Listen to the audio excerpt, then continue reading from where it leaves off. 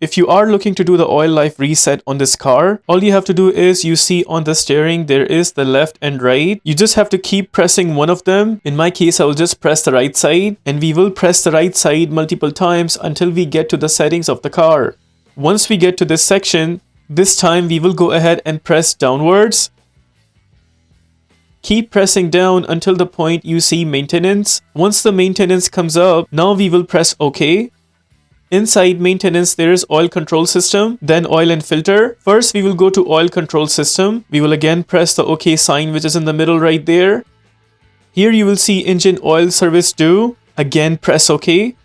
Slide down and press yes. There it is, the engine oil reset has been done.